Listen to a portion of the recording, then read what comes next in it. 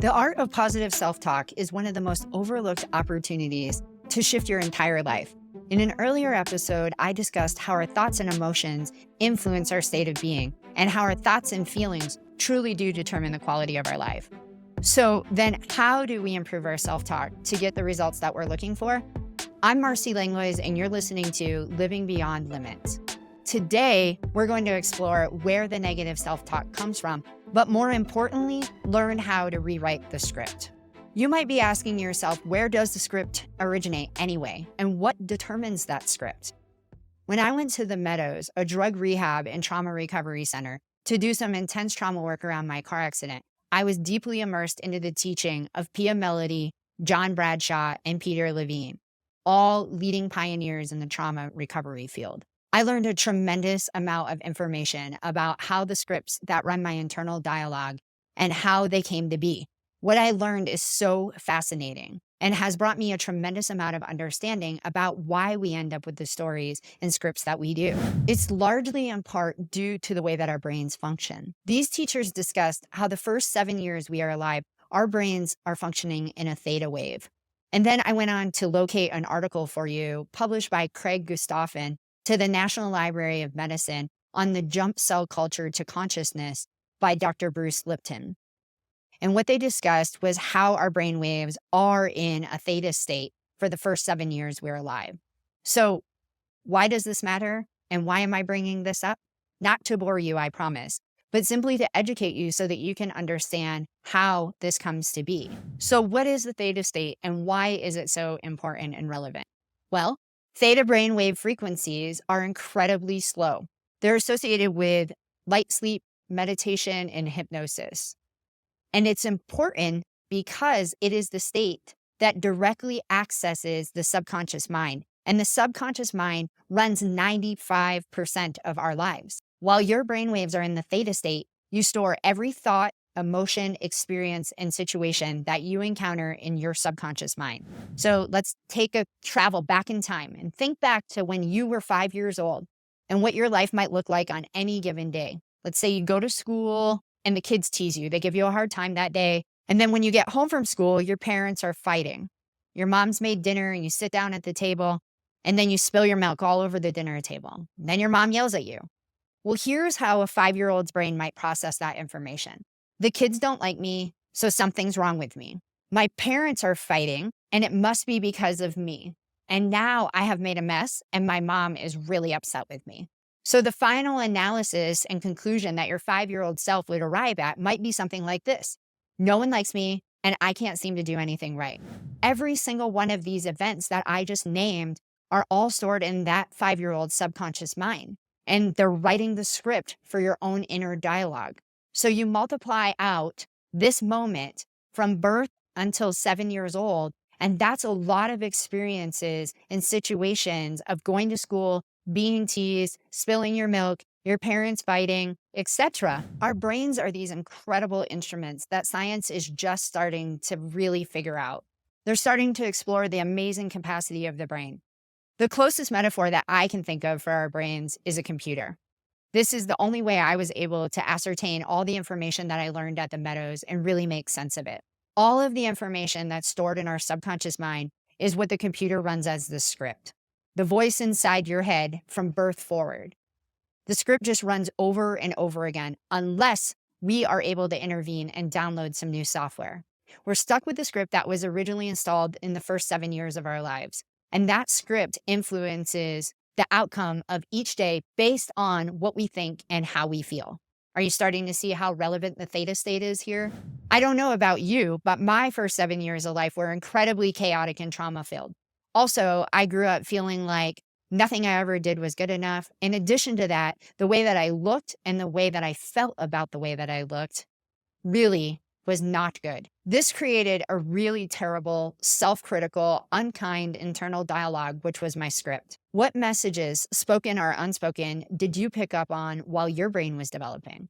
As you're listening to me, can you identify some scripts that you may have running currently that relate to your early life experiences? So if self-talk determines the quality of our life, and you spend your days telling yourself all day long, every day, that you're a worthless person, you're stupid, you're not good enough, smart enough, skinny enough, pretty enough? Or what if you are simply not enough in any category that you could possibly think of? Then the foundation of who you are as a human is really going to be pretty unstable. And if you tell yourself this every single day, day in and day out, then what do you expect the quality of your life to look like? In addition to that, our body is always listening. It's always listening to everything that we have to say, think, and feel.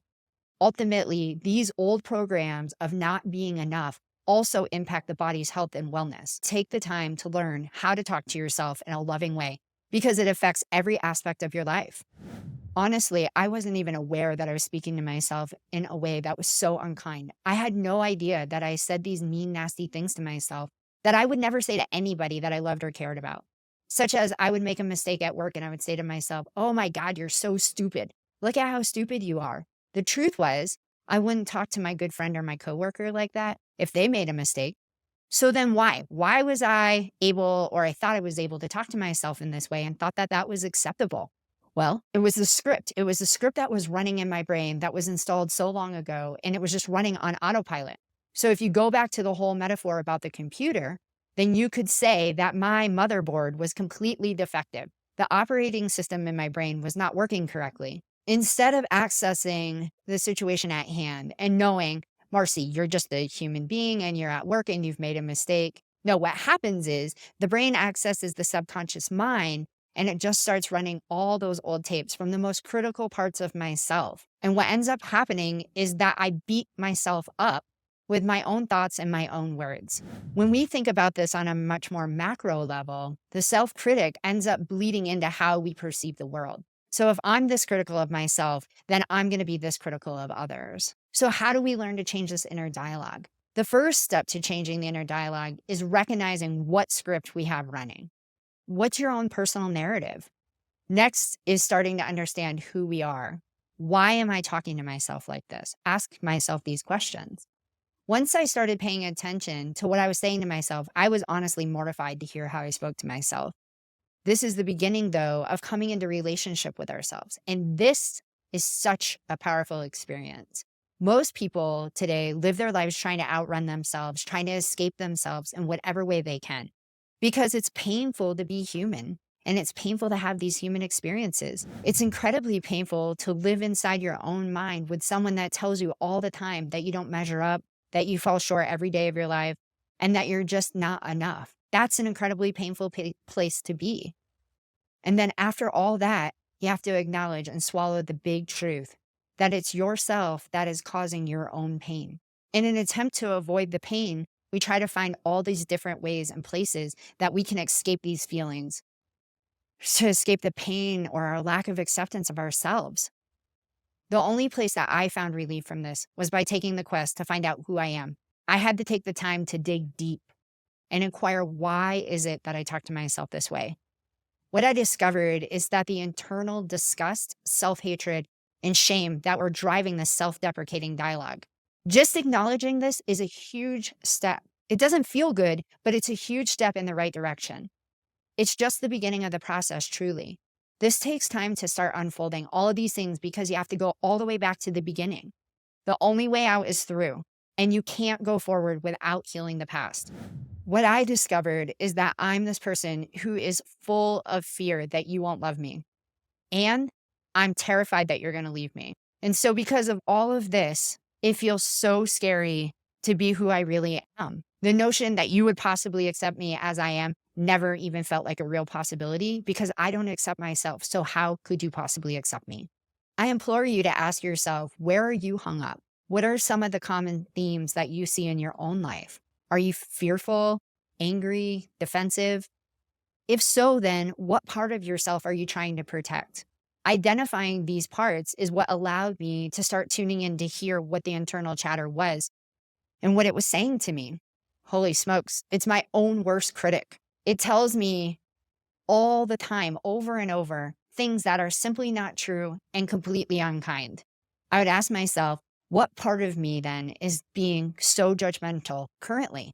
And then I'd recognize, oh my gosh, it's the little girl who's in me that was sitting in speech lessons that can't pronounce the word snake because she had trouble making clear S sounds.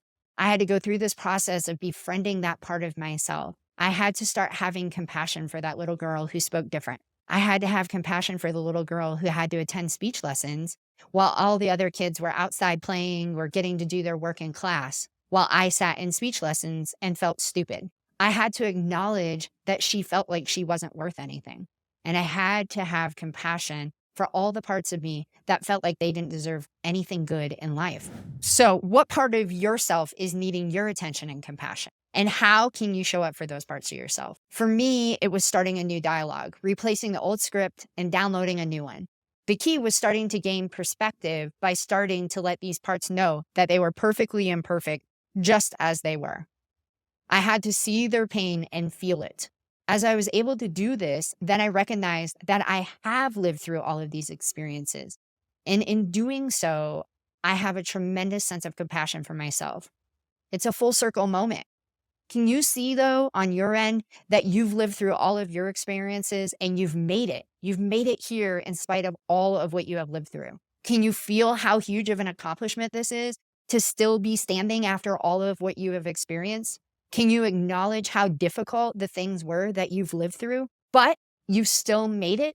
Does that evoke a sense of self-compassion? Does that allow you to open your heart for yourself? As I was able to acknowledge all of these things, then I could start to come into relationship with myself. I could slowly accept each part of myself. And the more that I could open my heart to myself, then I could extend love and compassion to myself.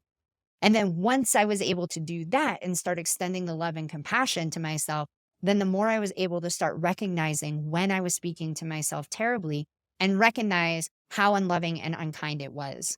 I would remind myself that I wouldn't say these things to the people that I love. So then I can't say this to myself either. And then I would change what I would say to myself. I have this wonderful friend named Paulette who taught me this really beautiful practice of befriending myself. She taught me to say, when things would surface that would feel really difficult, "Oh, sweetheart, this is so hard for you. I know it is. I feel your pain and your struggle and your shame." Just naming what it is that was causing me to want to speak to myself in all of those kind ways, name the experience, the feeling, or the fear, then that is how I started to move forward. That's such a kinder way to address myself.